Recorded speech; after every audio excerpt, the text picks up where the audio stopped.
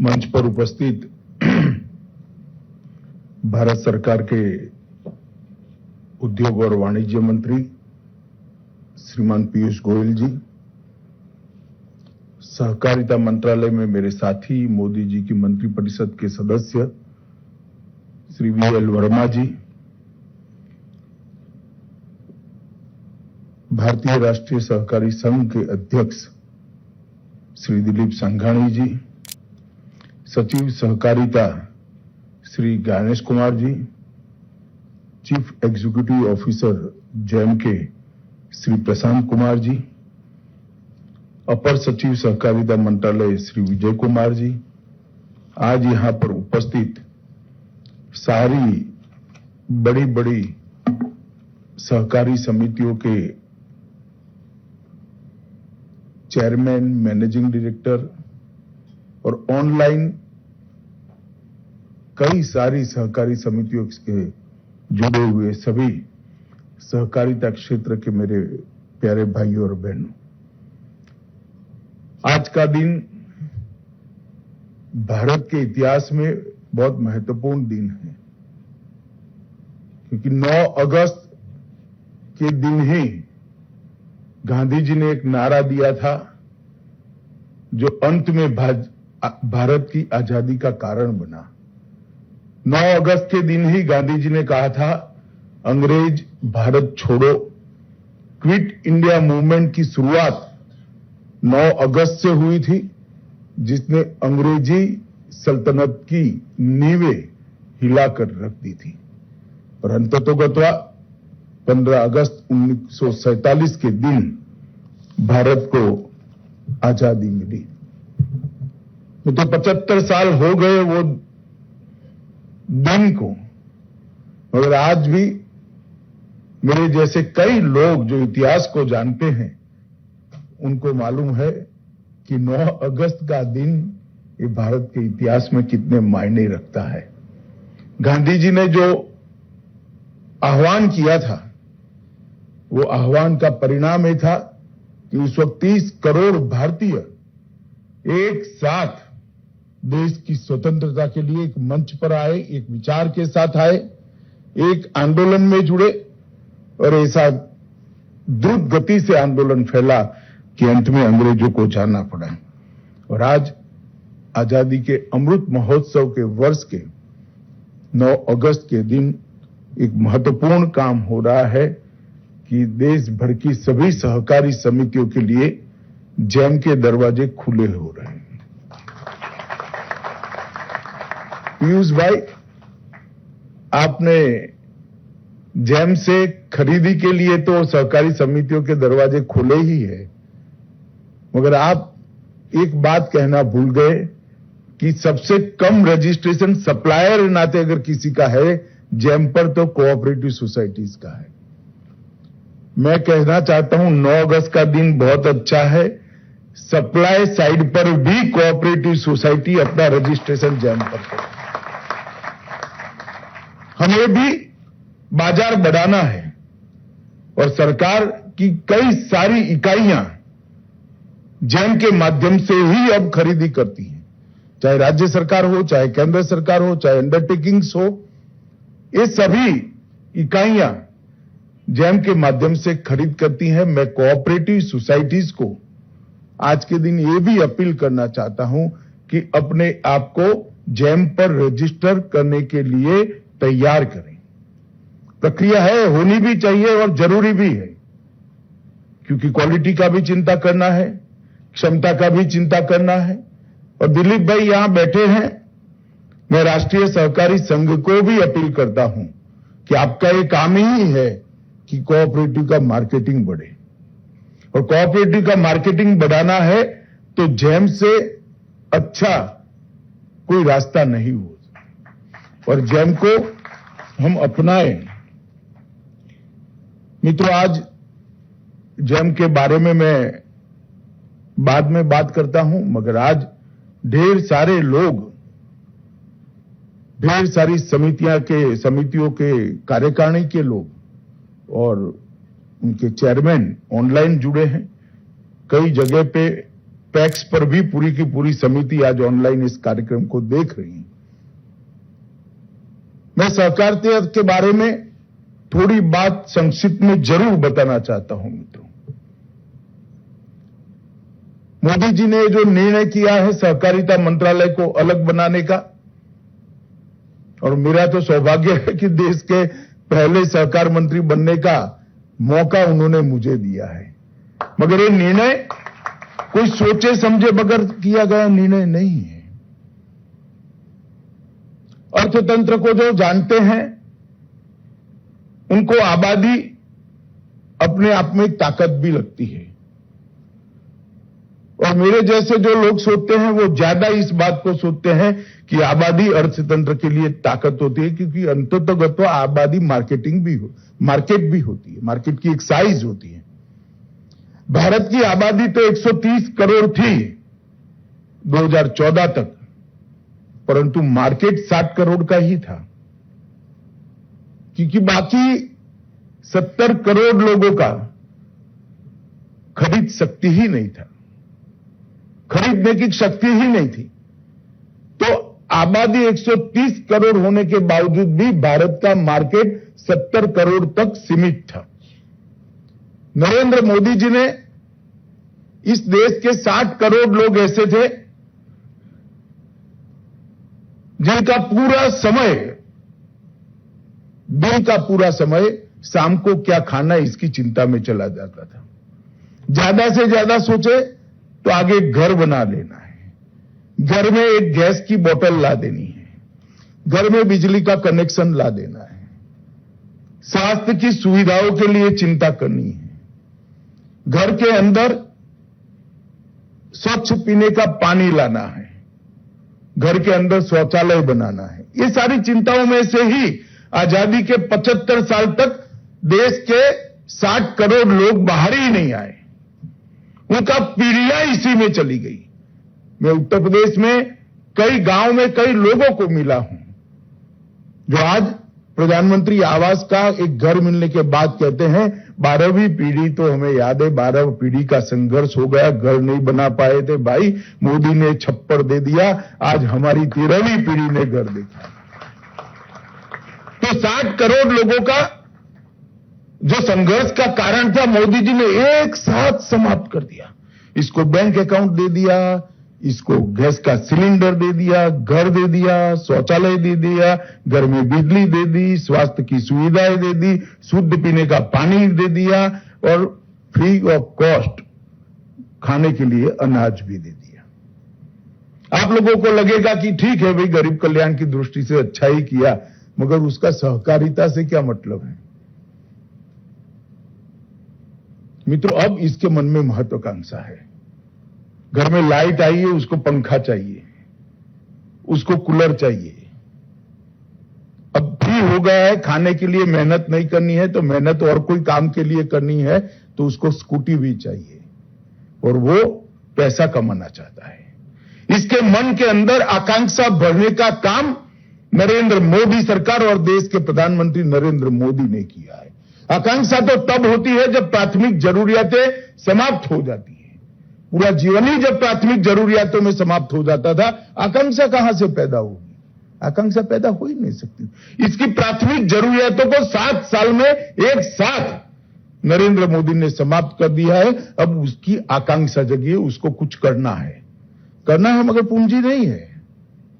पूंजी नहीं है तो वो कैसे कर पाएगा? करने के लिए तो पूंजी चाहिए, मगर पूंजी के बगैर भी कोई कुछ कर सकता है, और वो कोऑपरेटिव के माध्यम से कर सकता है। देश के 60 करोड़ लोगों के पास अगर 5-5 हजार रुपया भी है तो बड़े से बड़ी कोऑपरेटिव वो चला सकते हैं, अच्छे से अच्छी कोऑपरेटिव चला सकते हैं। श्री सोडी यहां बैठे हैं, अमूल उसका उदाहरण है। आज 20 लाख बहनें 60,000 करोड़ के टर्नओवर वाली कोऑपरेटिव को कई सालों से सफलता से चला रहे हैं, मुनाफा भी कमा रहे हैं और अपना जीवन यापन भी कर रहे हैं। मैंने अमूल के कार्यक्रम में एक साल में 1.5 करोड़ रुपए का दूध भरने वाली बहनों को मेरे हाथ से इनाम दिया है। एक महिला 1.5 करोड़ रुपए का दूध डेयरी में भरती है, इसको मैंने इनाम दिया है। मैंने उसके पैर में हवाई चप्पल भी देखा है, मगर सफलता से अपनी समिति की वो चलाती है। इसके जैसी कई महिलाओं को साथ में जोड़कर गुणवत्ता युक्त दूध पूरे देश में भरने का काम वो करती है। एक ही मॉडल है जिसमें पूंजी कम है मगर लोग बहुत सारे हैं, तो बड़े से बड़ा काम करते हैं। वो मॉडल कोऑपरेटिव का मॉडल है, और कोऑपरेटिव के मॉडल के लिए अपार संभावनाएं अंग्रेजों के शासन में नहीं थी, अपार संभावनाएं कांग्रेस के शासन में नहीं थी, परंतु नरेंद्र मोदी जी ने 60 करोड़ लोगों को, उनकी आकांक्षाओं को जो जीवित किया है, 60 करोड़ लोगों की आकांक्षाओं को पर दिए हैं, और उसके बाद वो कुछ करना चाहते हैं, वो कोऑपरेटिव के माध्यम से करना चाहते हैं। अब हमारे पास रॉ मटेरियल तो है, हमारे पास कोऑपरेटिव के साथ जुड़ने वाले लोग हैं, जरूरियत है कोऑपरेटिव क्षेत्र में काम करने वालों ने कोऑपरेटिव का एक्सपांशन करने का। और इसीलिए मोदी जी ने इस सहकारिता मंत्रालय की स्थापना की है।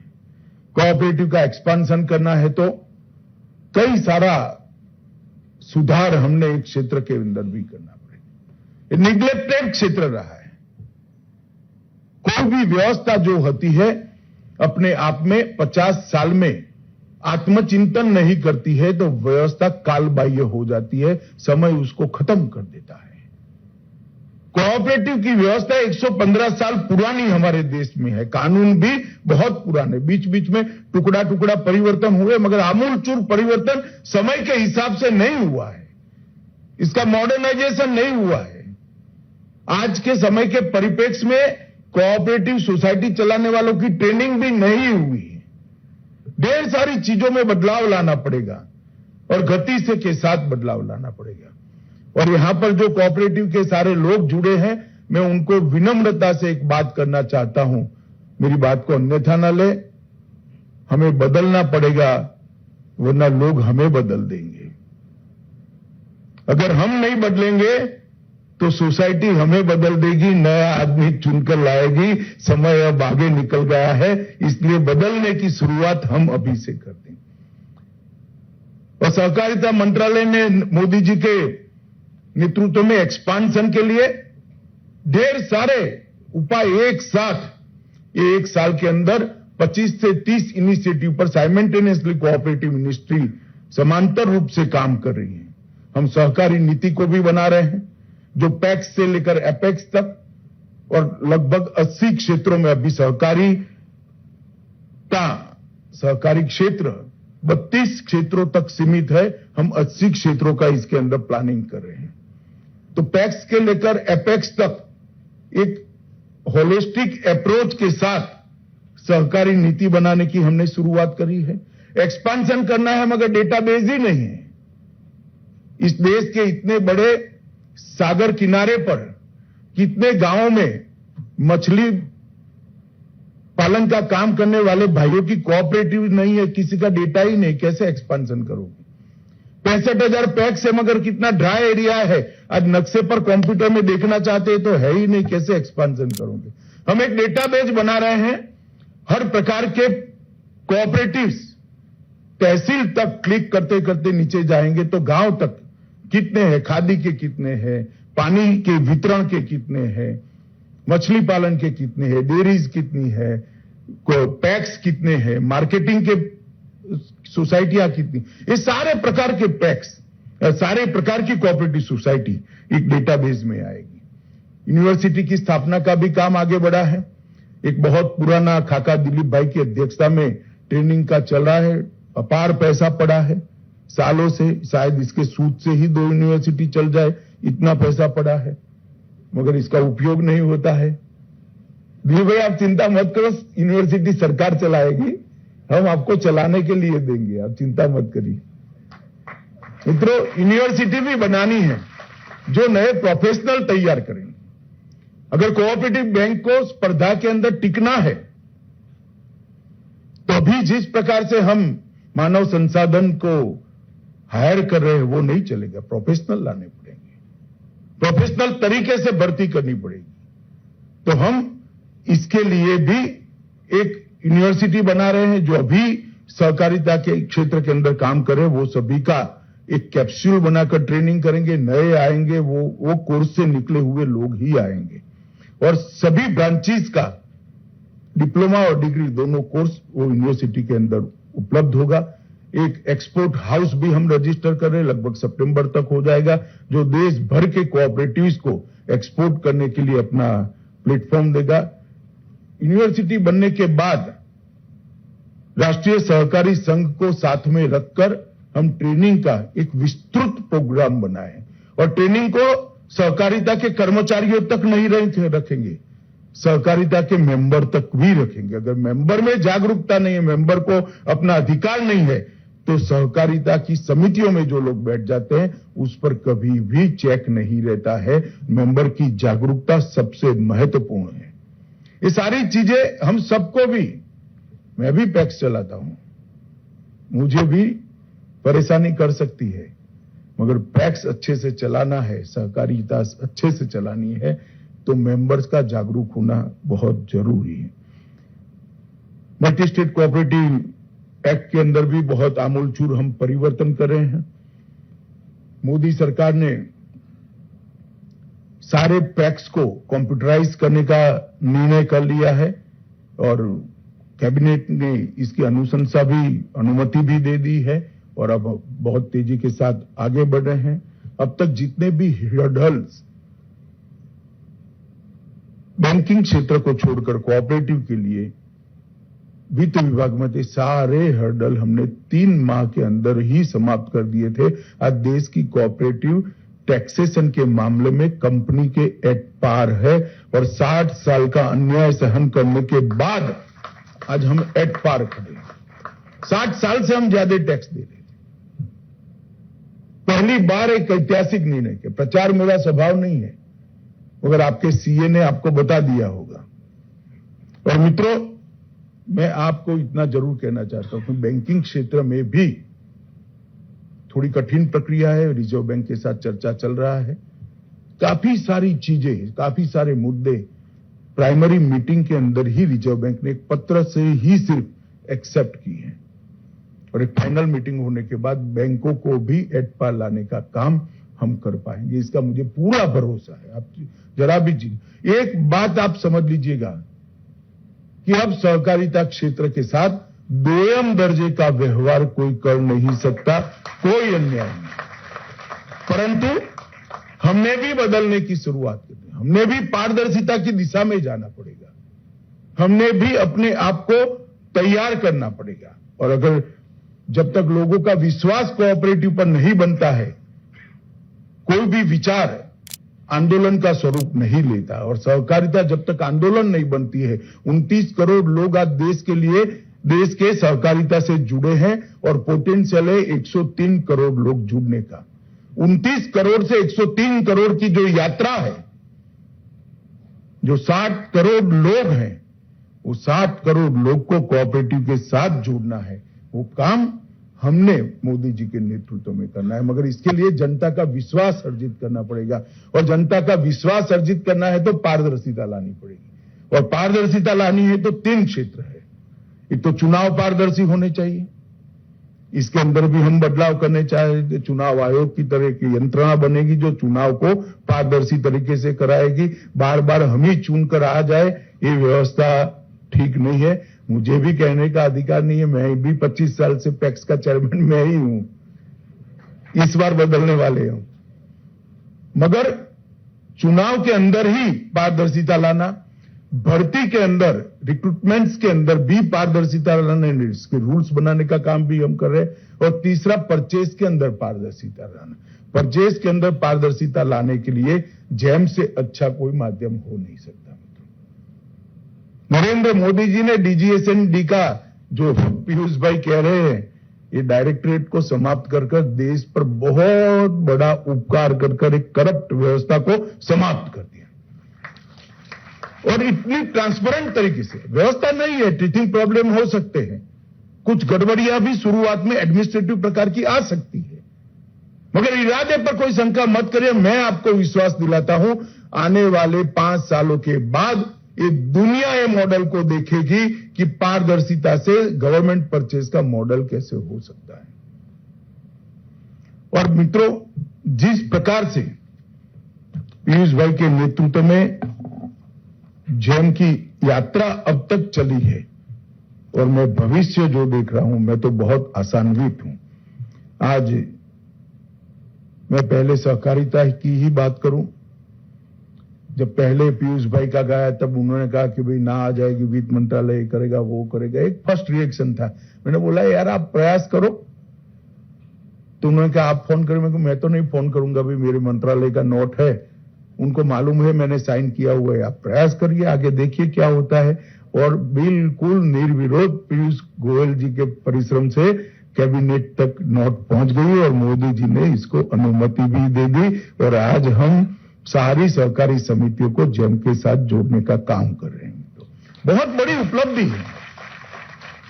मुझे भी लगता था कुछ हर्डल आएंगे, कहीं मीटिंग करनी पड़ेगी, कुछ मशक्कत करनी पड़ेगी। निर्णय के बाद इंप्लीमेंटेशन कैसा करना, वो मीटिंग करनी पड़ी पीयूष भाई के साथ कि भाई शुरुआत में 100 करोड़ का टर्नओवर है, ऐसी सहकारी समितियों को लेते हैं, इनका जो एक्सपीरियंस होगा, जो प्रॉब्लम होंगे उसको स्टडी करेंगे, स्टडी कर फिर उसको 50 करोड़ तक ले जाएंगे, फिर पैक्स तक इसको परकोलेट करेंगे। इस प्रकार की व्यवस्था की मीटिंग करनी पड़ी। मगर मित्रों, मुझे कहने के लिए आनंद है कि लगभग जो समितियां जुड़नी चाहिए 100 करोड़ के टर्नओवर से हमने लक्ष्य रखा था, उसमें 589 राज्य सरकार की समितियां थी। आज सुबह तक 289 समितियां उसमें से जुड़ चुकी है।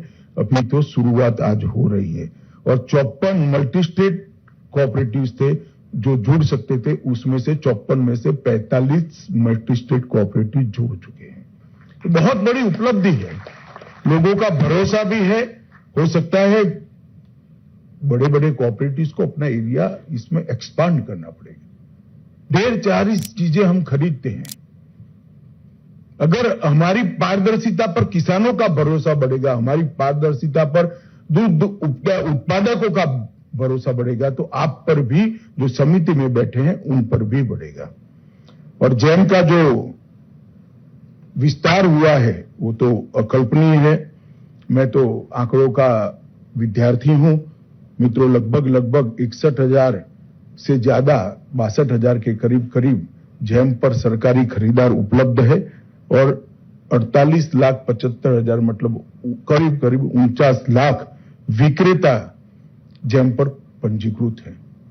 मेरा सबसे आग्रह है कि कोऑपरेटिव सोसाइटीज अपने उत्पादों को लेकर जेम के साथ जुड़े, अपने उत्पादकों को बाजार में डालने के लिए बहुत बड़ा मार्केट है।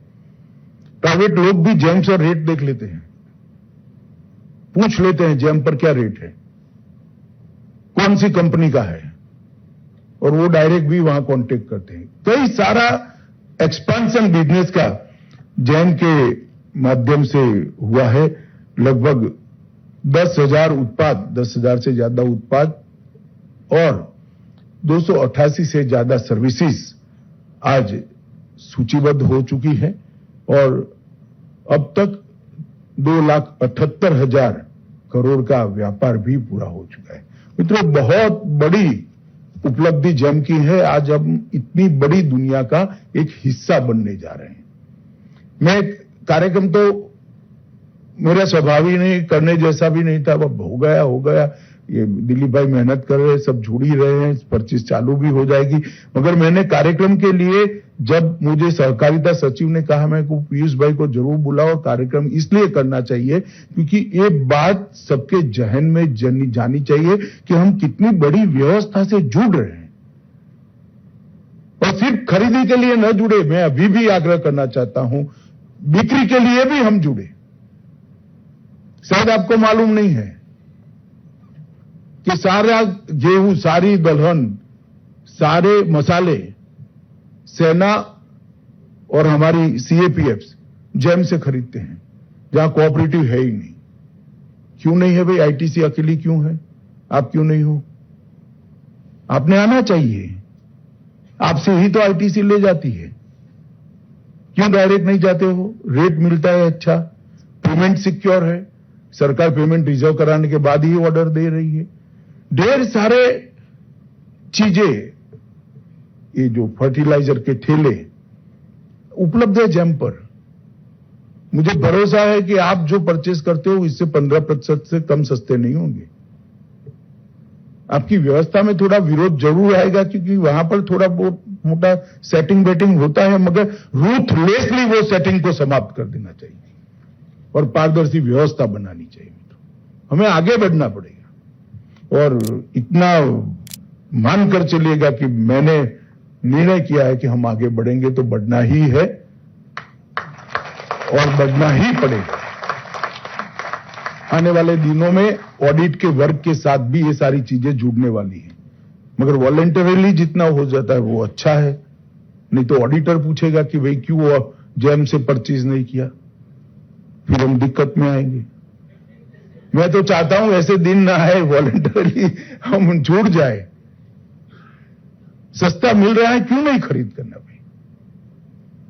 और हमें पारदर्शिता लानी पड़ेगी, तभी जनता का विश्वास प्राप्त कर सकेंगे, तभी जाकर हम करेंगे। मुझे पूरा भरोसा है सरकार में जो बचत हुई है मित्रों, 21-22 में लगभग 11,500 करोड़ रुपए की बचत का अनुमान है। 11,500 करोड़। कोऑपरेटिव को छोटा हमारा टर्नओवर नहीं है। इस देश का 30% दूध हम सप्लाई करते हैं, इस देश की 35% चीनी हम सप्लाई करते हैं, इस देश का 21% गेहूं सरकारी समितियां क्रय करती है, इस देश के 22% चावल सहकारी समितियां क्रय करती हैं, 12% मछली उत्पादन सहकारी समितियों से है। और हाउसिंग कोऑपरेटिव को आप गिन लो तो ये आंकड़ा कहां का कहां पहुंच जाएगा। हाउसिंग कोऑपरेटिव को तो कोई कोऑपरेटिव ही नहीं मानता है। क्यों नहीं मानता है मैं अभी भी समझ ही नहीं पाया हूं। मगर हाउसिंग कोऑपरेटिव ये सिर्फ टैक्सेशन के लिए नहीं है। मैं कोऑपरेटिव सोसाइटी में ही रहता हूं। ये सिर्फ टैक्सेशन के लिए नहीं, एक भावना है। अब तो खैर दिल्ली जैसे बड़े शहरों में चित्र बदल गया है, मगर पहले छोटे छोटे वर्ग के 25 लोग इकट्ठा होकर एक कोऑपरेटिव सोसाइटी बनाकर जमीन खरीदकर अपने अपने घर कंस्ट्रक्ट करते थे, कॉन्ट्रैक्ट देते थे। अभी भी गांवों में वो वृत्ति और प्रवृत्ति हमने आगे बढ़ानी है। मित्रों, आज बहुत बड़ा दिन है, एक पवित्र दिन है हमारे देश के इतिहास के लिए। आज ही भारत छोड़ो आंदोलन हुआ था, आज ही जैम 6 साल पहले शुरू हुआ था और आज ही के दिन जैम कोऑपरेटिव में शुरू हो रहा है। सभी सहकारिता के साथ जुड़े हुए लोगों को और जैम की टीम को और विशेषकर पीयूष गोयल जी को, क्योंकि उनका बहुत बड़ा योगदान है। मैं सच अर्थ में कहता हूं, एक भी कहीं पर भी फॉलो अप नहीं करना पड़ा। हमारा पत्र जाते ही, हमारा प्रस्ताव जाते ही उन्होंने स्वतः ही इसकी गंभीरता समझकर ये परमिशन दिलाने में हमें बहुत बड़ी मदद करी है। तो अंत में पीयूष गोयल जी, उनकी टीम और सहकारी क्षेत्र की पूरी 8 लाख समितियों को बहुत बहुत बधाई देकर मेरी वाणी को विराम देता हूं। वंदे मातरम। भारत माता की जय।